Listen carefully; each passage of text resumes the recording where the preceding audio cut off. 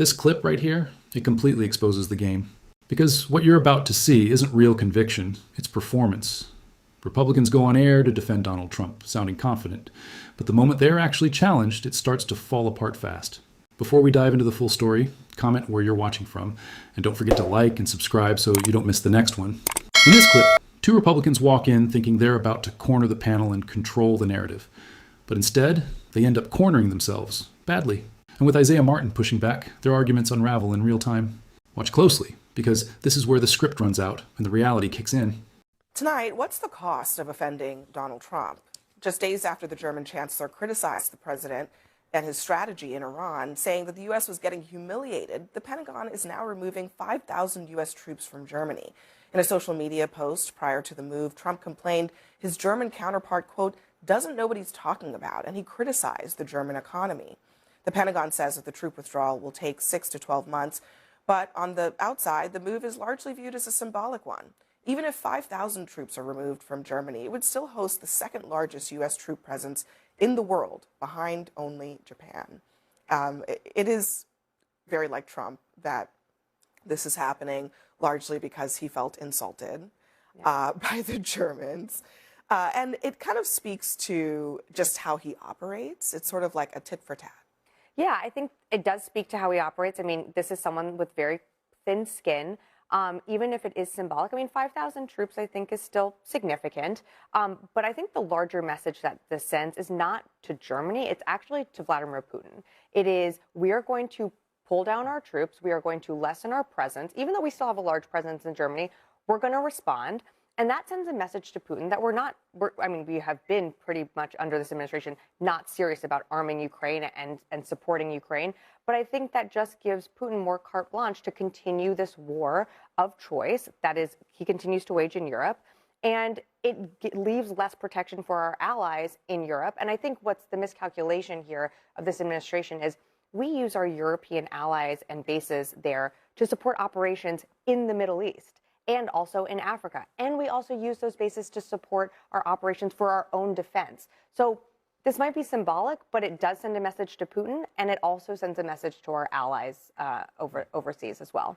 Yeah, you're right. We do. I've been to K-Town there, and we do Landstuhl Air Force. Landstuhl is the medical center that we utilize there.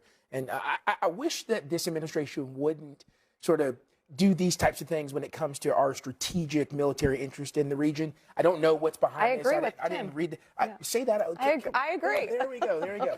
Look, I think that when it comes to the military and it comes to our national defense, it's not political. I say that all the time. Yeah. And it's not right or left. I do think this is going to impact the German economy, right? 5,000 U.S. Army soldiers are the most, that's the service that's there.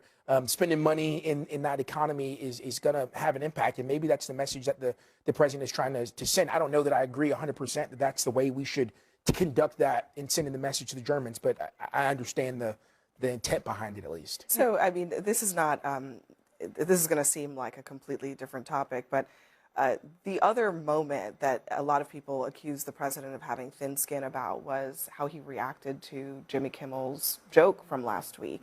And here's Joe Rogan criticizing the president for just all that has transpired after that alleged joke. Adam Carolla had a really good point. He said that joke on a Thursday. On Friday, nobody gave a because Kimmel. He said a joke about Melania. He made his own mock White House press correspondence dinner. Right. And he said Melania has the glow of a woman who's recently widowed. Okay.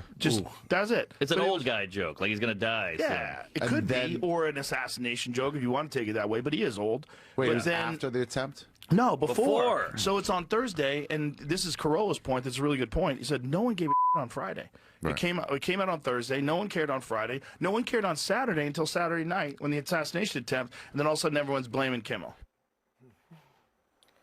And now it's just been added to this like very tiresome, frankly, long-standing tit for tat between Trump and Kimmel, and it just he won't let it go. I mean, Kimmel doesn't like him, but Trump is the president, and he will not let this go. Number one, the joke was in poor taste. Number two, it's a shame that Jimmy Kimmel can't stand up and apologize for a joke that was in poor taste. And third, Adam Carolla makes a decent point that was referenced by Joe Rogan there. But no one cared on Thursday because the people who watch Jimmy Kimmel agree with his politics, and they probably thought it was a hilarious joke. The people who would call him out for being distasteful don't actually watch his program. That's why no one said anything until after the fact.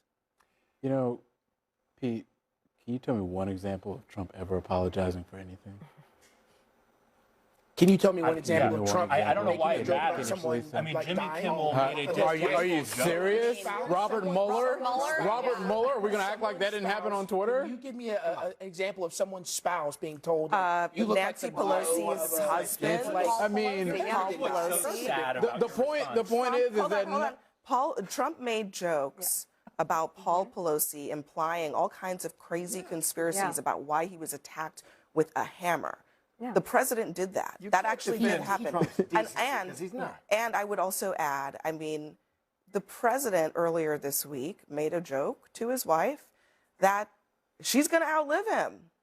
In front of he made the joke in front of the king. But there is every a wife makes that joke. I think the joke was unkind and unfunny. Yeah. But why make a federal case out of it? This whole city lives in fear of Trump's petty angers. The entire Senate, the entire Congress does. Everyone in the administration. That's why they have to parrot his lies about the 2020 election or whatever he wants them to say. The entire city lives in fear of it because he makes a federal case out of everything.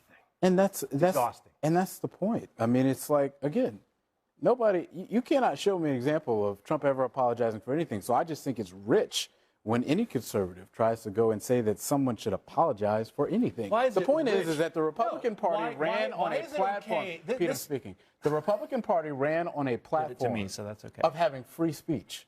That's what you guys campaigned on. You went to all the college campuses all around talking about you stood for for free speech. Now you have the President of the United States being so much of a snowflake that he cannot handle a joke he doesn't like from Jimmy Kimmel.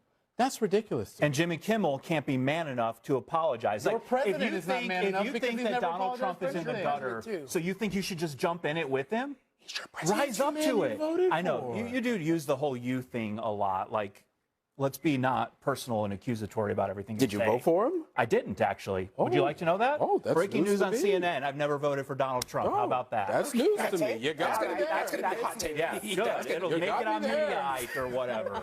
Got me He there. is your president, too. That is Just for the record. He's the president. And your president. All right, guys. Next for us in corporate America. Here's the part that really stands out. At some point, the standard shifted. There was a time when the President of the United States was held to the highest level of accountability. But now, somehow, a comedian like Jimmy Kimmel is being judged more harshly than Donald Trump. Think about that. They demand apologies over a joke, but stay silent on far more serious behavior. And that's exactly what this clip exposes.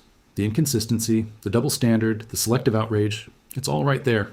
If the principle is accountability, then it should apply across the board.